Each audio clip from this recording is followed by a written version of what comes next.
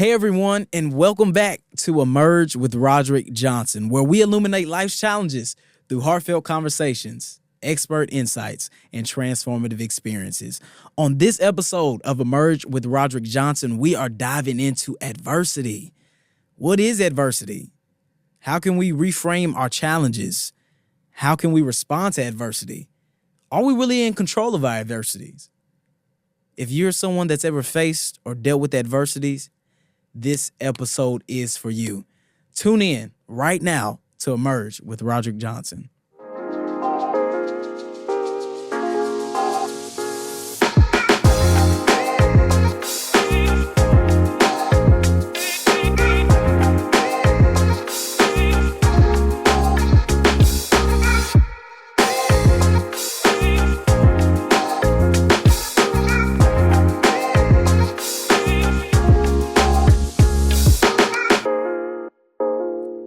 All right, let's look at the first semester of college. First semester of college was an interesting experience for me. So those first couple of weeks, the welcome week stuff that they do for us in college was an experience I had never felt before. And it's not because of the events that were going on or the plethora of people that were presented or the upperclassmen who served on the welcome teams that screamed at us from the moment that we stepped on campus. It was none of that stuff. All of that stuff was great. But I've always been a person who has not had trouble interacting with people, making friends. It's been natural for me to communicate with others. You know, it's always been a habit of nature for me to just interact with people. And I did that, but I'm coming out of high school, 4 years of high school. You know how that experience is, being in a community with people that you're familiar with, and now you're taken out of that community and you now have to go into a brand new pond of people and you don't know nobody and nobody knows you. Yeah, that same experience that we've all faced was something that really took a toll on me the first few weeks of school. And it started to become something that really had me down. I saw it as adversity. Being in a new situation to where it's like, you know, you're the new kid on the block like all the other freshmen. It's a common thing. But for me, it just felt like, gosh, nobody knows who I am. I feel like a nobody right now. And it was a different experience for me because I've always been used to being in communities where, you know, I'm familiar with people and I know people. And some of us, you know, might have felt the same thing. A bit of it was pride for me, you know, just a little like, dang, don't nobody know who Roderick is right now. Bit of it was pride, but no, it was really just a thing of adversity.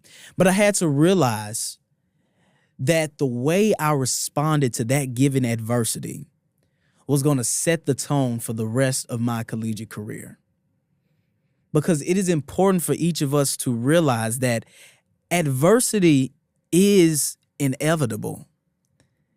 But it's really how we respond to adversity that determines our growth. There are common things that each of us respond with when it comes to adversity. And most of those things, truth be told, are not always positive. Are you responding to your adversity with frustration? Are you responding to your adversity with fear? Are you responding to your adversity with avoidance, with a substance that you're abusing? Are you facing the adversities that you experience in life with those things that you were comfortable in but now have grown out of? Are you going back to familiar practices, familiar places, familiar people when you go through adversity? But I think those first couple of weeks of college, in that first semester of college, I took a class called Organizational Innovation, Finding Your Purpose, What is Your Why? And through that class, we were challenged to reframe failure. But not only were we challenged to reframe failure, we were challenged to reframe our entire lives and how we see things. And oftentimes, adversity that we face is simply just a thing of mindset and how we shift our abilities to handle challenges. I've learned in my life that when I reframe my troubles and my trials and my challenges, that reframing goes a long way. Because if I look at a situation as insurmountable, and if I look at a situation that is just that I cannot achieve or that I can't get past, then I'm not going to achieve it or get past it. It's going to be insurmountable. But if I take my adversity and if I take my challenges and I don't see them as obstacles, that's good. And if I don't see them as obstacles, but I view my adversities as opportunities for me to grow, for me to reframe something in my life, then seeing our obstacles as opportunities will help us reframe how we respond to our adversities. How do you respond? Are you looking at your adversities as something that is just the most daunting thing in the world?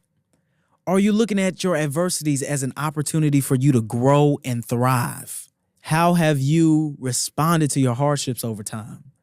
But if we take this idea of the power of reframing and we see our obstacles as opportunities, our adversities can be put in a different light. And then that's when we begin to take advantage of our adversities.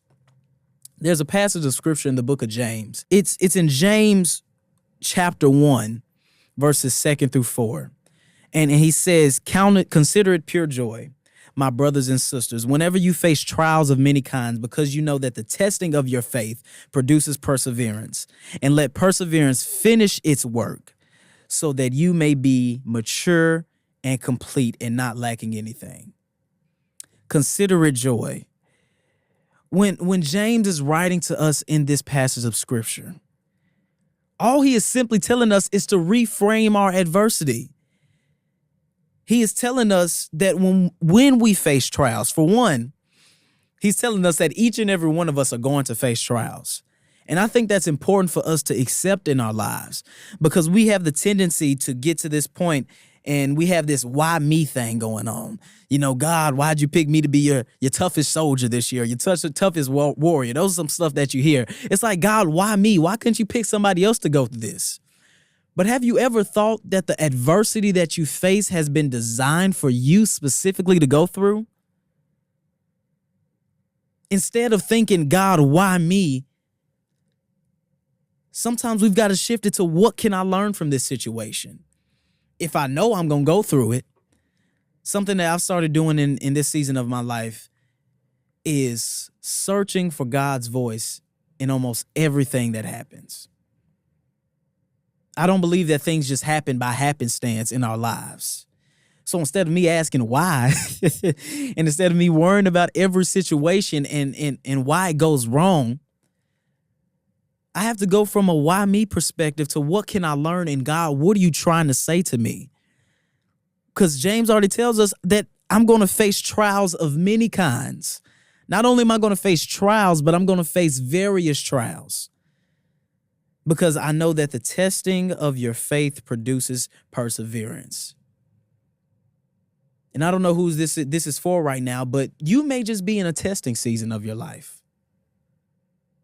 It's not a why me thing. It's only a test. But those tests are specifically and uniquely designed for you to go through, to build you up and give you the skills and the things that you need.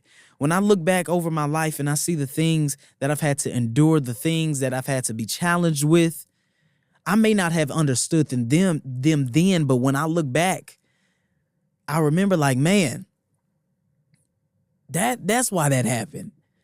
It's sort of that aha moment. That's why that happened. This is why this had to happen. Some things just have to happen in our lives that we have to face so that we can persevere through them, so that the production of our faith is evident, you know? And let perseverance finish its work so that you may be mature and complete, not lacking in anything. We've got to embrace growth through difficulty. Here's a point I want to make. Don't let adversity take advantage of you, but you ought to take advantage of adversity and use your setbacks as setups for success. You know, you've got to turn that adversity into purpose. When we think of people like Dr. Martin Luther King Jr., he turned the adversity of the civil rights movement into purpose and let that shift him. And he took advantage of that adversity. And there's this big idea of adversity. Adversity doesn't always have to be something major. Sometimes it can just be those minor inconveniences. but you have to learn how to take advantage of your adversity. And when you take that power of reframing failure, and when you take that second piece of taking advantage of adversity, you have to realize that that's when you take full control of your life. And sometimes we've got to acknowledge that things are out of our control. Things are out of our control. You get a flat tire, your car messes up. That's out of your control. Something happens in your life that you dislike, that happens on your job. It's out of your control. Things happen to loved ones that we had nothing to do with. That's out of your control. But even something as heavy as the transitioning of a loved one, yes, it's hard, but those things are out of your control. I had someone tell me that the book of your life is already written, but it is up to us to just walk through it. And some of us really just have to get to a place and find peace in knowing that I can't control everything that happens. And if I cannot control it, if the book of my life is already written, I've just got to walk through it. And wherever you are in your life, you're just walking through that chapter of your book. I do believe that in every chapter of our lives, there is adversity that we will face. But when you learn to turn the page, and when you take control of that power of reframing and take control and advantage of adversity, and you realize that there are some things that you ought not to worry about and stress over, that's when you can start pushing past and taking advantage of your adversity. I'll give you another one. Matthew 6, Jesus is giving the Sermon on the Mount. He is laying down the law for the people. I mean, the crowds, it's a great multitude. He's laying down the law for the people. That's basically what Jesus is doing in Matthew 5 through 7, chapters 5 through 7. In Matthew 6, starting at 25, Jesus is telling the crowd that, therefore I tell you, do not worry about your life, what you will eat or drink, or about your body, what you will wear. Is not life more than food? Get this. And the body more than clothes? Verse 26 says, look at the birds of the air. They do not sow or reap or store away in barns, and yet your heavenly Father feeds them. Are you not much more valuable than they? But verse 27 says this, can any one of you, by worrying, add a single hour to your life? Can any one of us add a single hour to our lives by worrying? If we can focus on the things that we can control, we will eliminate the stress and the worry of those things that we can't. Rod, man, what do you mean? How do I eliminate the noise of the stuff that I can't control? How do I lock in and dial into what's actually important and what I actually can control? Look, sis, bro, whoever you are today, you've got to take control of your faith, your attitude, and your actions. Those are things that you can control. And when you take control of that, that's when we take advantage of it. Don't worry about the little things that may trouble you. Don't worry about the big things that may trouble you. If you cannot control it, don't lose sleep over it. I had a rule years ago. I said, there's nothing that's going to make me lose sleep at night. It can't. I got to get my sleep. It's important. Some of that stuff is just like, go to bed. Figure it out tomorrow. Don't lose sleep over that stuff, man.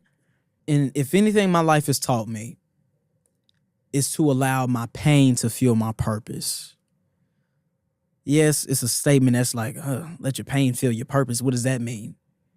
There are things in life that happen to us, but they really happen for us. There are things in life that may seem like they happen to us, but they really happen for us. They happen for the betterment of our development. They happen for the development of our character. They happen to add fuel to the fire that's already burning in our lives. So I ask you, what things have happened for your good in your life that you were thought to meant to destroy you and break you down, but really it gave you the strength and the ability to build you up, to give you the strength to push past any adversity that comes your way? Because though we may feel challenged and pressed by new experiences as simple as going into college freshman year with not knowing anybody, which is common for everybody, Whether it's the trials that you face with anything that you're dealing with mentally or emotionally, whether it's an insecurity or a confidence issue, something that is breaking down your self-esteem. Those things happen for a reason. And yes, they happen to us. Like James already said, whenever you face trials, many trials of various kinds, yes, the trials will happen to you. Yes, the adversity will come. But it may happen to you because it's happening for you. And those things that are put into our lives, it'll help us to shift our mindsets going forward. You haven't gone through that for no reason. It's not by mistake that you're listening right now and dealing with a struggle that either is on display or you've just learned how to dress it up well and mask it. You've just simply learned how to manage it.